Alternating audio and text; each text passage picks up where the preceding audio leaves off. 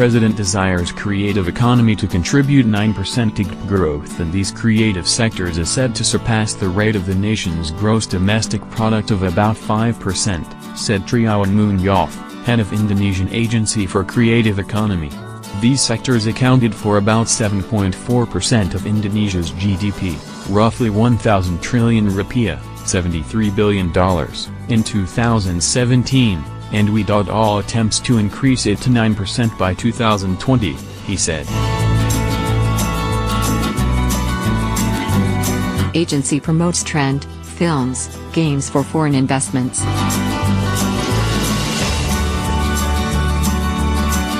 Indonesia would like to lower its reliance on natural resources, and President Jokowi is turning the spotlight on films, fashion and handicrafts.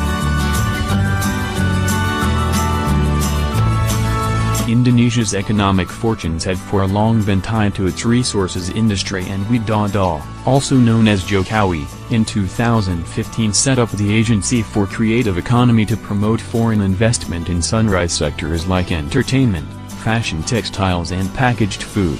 The government's move to allow foreign investments in films, movie distribution and exhibition has lured foreign investors, including 21st Century Fox Incorporated and South Korea's Lotte Cinema Company.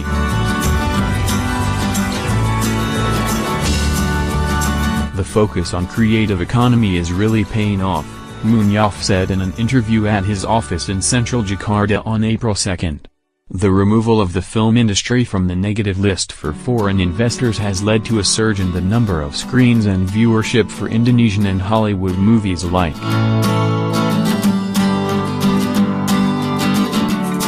Within 3 years of opening film production, exhibition and distribution to foreign investors, the number of movie screens in Indonesia jumped 50% to 1,500, while ticket sales soared to 42.7 million last year from 16 million in 2015, Munyaf, a former advertising professional appointed by Jokowi, said.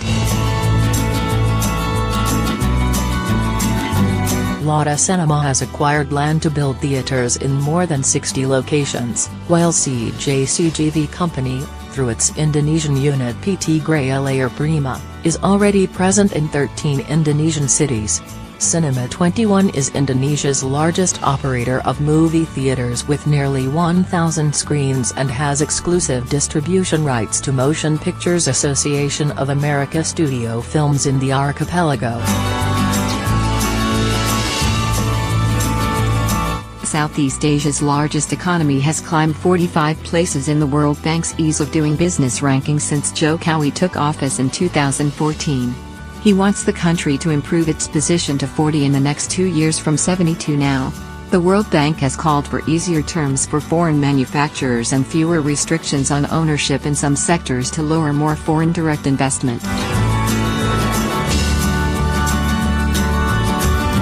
The agency is also pushing for exports of Indonesian designer goods such as batik clothes and handicrafts by aggressively marketing at global exhibitions, Munyaf said. The government is working with e-commerce platforms like Bukalapak.com and other startups to find buyers for Indonesian designers and artisans, he said. Fresh graduates are increasingly choosing informal work like developing games and applications and culinary business, said Yosua Pardide, an economist at PT Bank Permata in Jakarta.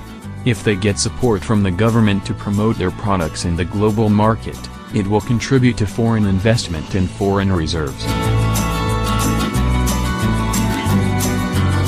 Jokowi has taken steps to wean the country off commodities and push investment in value-added manufacturing and services to generate more jobs and to finance hundreds of billions of dollars needed for infrastructure.